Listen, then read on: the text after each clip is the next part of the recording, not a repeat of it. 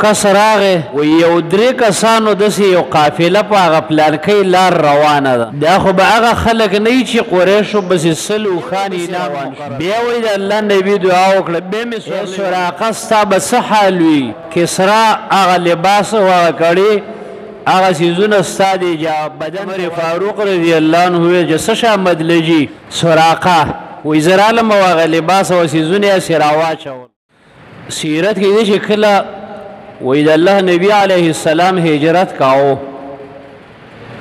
نو په لاره کې زما عزتمندو یو صحابي دی د هغه نوم دی سراقه ابن مالک المدلجي مدلج په لاره کې یو قبیله ده نو دی وایي چې مشرکینو بس سلو خان مقرر کړل سل که چا دا ونیوله دا درې کسان دي یو صدیق دی یو نبی علیه السلام یو وس غلام نو سراقه ابن مالک وایي چې زه به یو مجلس کې ناست یم یو کس راغی و یو درې کسانو داسې یو قافله په هغه پلانکۍ لار روانه ده دا خو به هغه خلک نه وي چې قریشو پسې سل اوښان انعام مقرر کړی نو سراقه ابن مالک وایي چې ما د دې خلکو دا ذهن بدل کړ چې نه دا هغه خلک نه دي هغه په دې لارچې ته راځي کله چې دا مجلس مې اخوا دې خوا کو نو زه غلی راووتم خپل اسباب مې راواغست او سورلیم چې راشه دغه درې کسان که ونیسي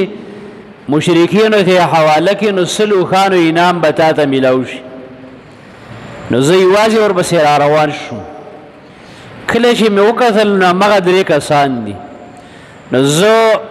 چې کله دوی ته ورنږدې شوم نو نبی صلی الله علیه وسلم دعا وکړه چې الله د ده نه حفاظت وکړي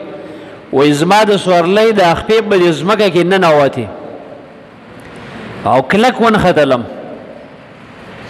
وایي زه پوه شوم چې یاره دې خلکو کې څه چل شته نو وایي ما ورته وویل چې زه وعده کوم تاسو پسې نه درځم خو تا سوال وکړه د الله نه چې زما دا مشکل خلاص کړي وایي بیا نبی علیه السلام دعا وکړه سورلۍ مې راووته بیا مې د اړه کې راله چې هلکه سل اوښان دي ډېر لوی چانس دی په یو ځل باندې مالداره کېږي بیا ورپسې روان شو بیا وایي د الله نبي دعا وکړه بیا مې سورلۍ ونښته دوه درې پیرې وایي دا کار وشو وایي اخر مې ورسره وعده وکړه چې نور درپسې نه درځم نو وایي دې وخت کې د الله نبي علیه السلام ما ته ویلي چې کیف بک یا سراقه ای سراقه ستا به څه حال وي چې د کسرا هغه لباس او هغه کړي هغه څیزونه ستا د بدن ته واچولی شي یعنې هغه به تا ته در واچولی شي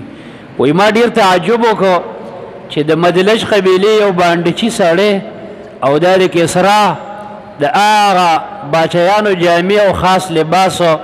دا به ما ته میلاویږي وایي دا زما خیال کې هم نه وه خو دومره ده چې لږ لږ متاثره شومه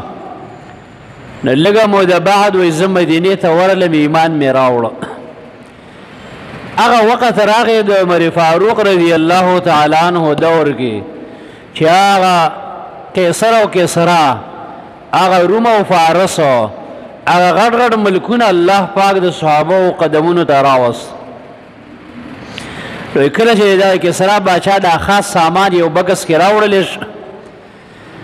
لباس او د هغه کړې مړې او باید څیزونه وایي عمر فاروق رضی الله عنه ویل چې څه شی مدلجي